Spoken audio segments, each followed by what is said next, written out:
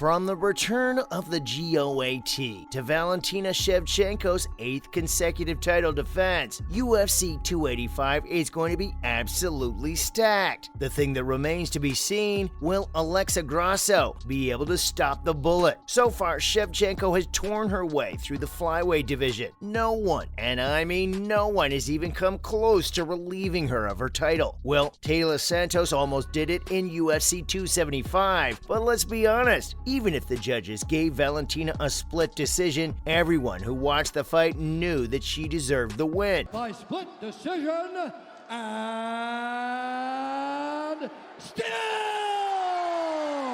the undisputed UFC.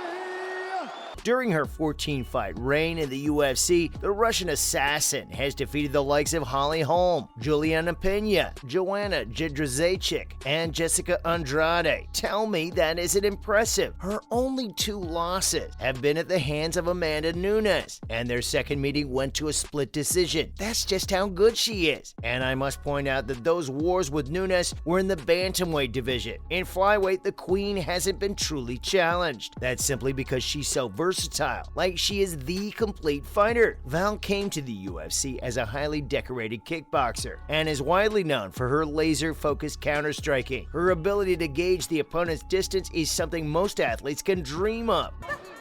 Oh, back kick. What timing on that? Right? Oh, she's so good. She mixes it up so well. The teeth pulls out, and her defense is always so on point. Bullet is the most dangerous when she's being pressured. She can slip or dodge any strike or takedown attempt, and often you can see her countering immediately with a right hook, a spinning wheel kick, or a spinning back fist. If one of those lands, believe me, it's usually lights out. That doesn't mean she can't attack. Her punch combs are lightning fast, and she often mixes in her low kicks to discourage any counters. Her striking is just insane. Clearly in outstanding shape, barely breathing heavy after round 1. Oh, she ate that one hard. I mean, that sounds like someone is slapping the bag with a baseball bat. Yeah, it's bad. I mean, she's a master of sports in boxing, kickboxing, and Muay Thai, and a black belt in Taekwondo. What else do you need? Grappling? I got news for you there as well. She's a black belt in Judo, too. She submitted Pena in an armbar and Priscilla Cachoeira in a rear naked choke. I'm telling you guys, this girl can do it all. Even Paul Felder is afraid of her. I'm not even kidding. The Irish Dragon thinks that Valentina can smoke him inside the octagon, and he's probably 50 pounds heavier than her. That's just crazy. While talking to MMA Fighting, Felder said that she's a level above everybody else. In fact, this year he doesn't think anyone can beat her. According to him, it'll be years before anyone can come close to what she brings to the cage. And that'll be only because she'd have aged a little bit, or maybe gotten a little complacent. But right now, that isn't happening. All she does is travel, drinks tea, and beats women's ASSES. Like someone is slapping the bag with a baseball bat. Yeah, it's bad. Oh, head kick. It's in. Oh, my God. With a huge highlight That's tonight.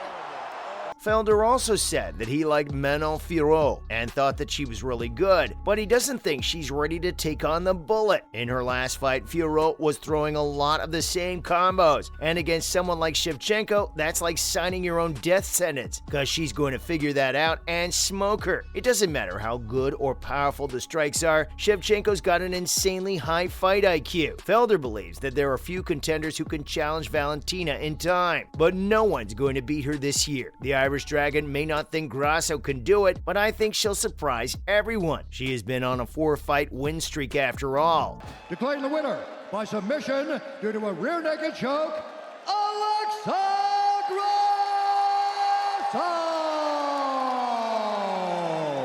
And it was time that she had a shot at the UFC gold, especially because there's really no one left in the division for Shevchenko. Grasso didn't have the best start to her career in the UFC. I admit that. Having 3 losses in the beginning of your MMA career is never impressive, but she was competing at strawweight for some reason, and she really struggled there. Also remember, she didn't lose to just anyone. Her career losses came against Felice Herrig, the powerful Tatiana Suarez, and the former two-time strawweight champion Carla Esparza. And against Esparza, she really did put on a show. She took the fight to a decision, and even though she lost, she earned the Fight of the Night award. As a 115-pounder, she was facing a lot of trouble. I mean, in 2017, in her match against Randa Marcos, Grasso was diagnosed with a urinary tract infection. The doctors stopped her from cutting weight and she was put on antibiotics, but that couldn't hold her down. She went on to fight Marcos at a catch weight of 119 pounds and even won the fight. In 2020, she was scheduled to take on Claudia Gadelha in a strawweight bout, but she missed weight again. The fight was canceled and she decided to finally move up to flyweight, which was a wise move in my opinion. Why put herself at a health risk by cutting down so much weight? I don't know what she was thinking or what her coaches were telling her, but moving up a weight class is the best thing she's done for her career. Since she's moved up to the flyweight, Alexa looks a lot more at home. She moves really well now and seems to be significantly more powerful than she was in the strawweight. Not to forget that she's been extremely impressive in her recent run. She has won emphatically against Ji Yun Kim, Macy Barber, Joanne Wood, and Vivian Araujo. Most of her wins have been via unanimous decisions, but those were all clear wins for her. No one questioned any of them, and I'll be honest with you, I haven't seen Grasso pushed as yet. She was far too comfortable in all of her fights and was never in any danger. To me, it looked like she could just set up her strikes whenever she wanted. Araujo probably came closest to doing something on the ground, but the Mexican displayed fantastic cardio and effective defensive grappling. And sure, Shevchenko might be a very versatile fighter, but she can't sleep on Grasso at all. This girl has got some impressive striking as well. Her kickboxing is on point, and we saw some of that during her fight with Araujo. Her combinations are fast, and man, her head kicks are just crazy. The best part is, she needs no setup to throw that either. She doesn't switch legs, doesn't give any indication of it, and bam, her lead leg just took off your head. That is extremely rare to see in fighters, and she seems to have figured it out pretty well. Some of you might think that her grappling isn't that good, and I would have usually agreed with you. She's a purple belt in Brazilian Jiu-Jitsu after all, and there are tons of black belts in the division, but she had no issue with holding her own against Araujo. She pulled guard almost effortlessly, and eventually she managed to get back on her feet, where she's more comfortable against a more experienced grappler. Also, in her fight against Wood, she managed to submit her via rear naked choke in just the first round of the match. The two women will face off against each other on March 4th in Las Vegas. It remains to be seen if Grasso is up to the challenge. So far, the Russian assassin has looked completely unstoppable. I mean, 8 title defenses are no joke, but I really think that Grasso has all the tools to put Shevchenko away. The only question is, will Bullet even give her the chance to use them? That's everything about Valentina Shevchenko and Alexa Grasso. See you in the next one.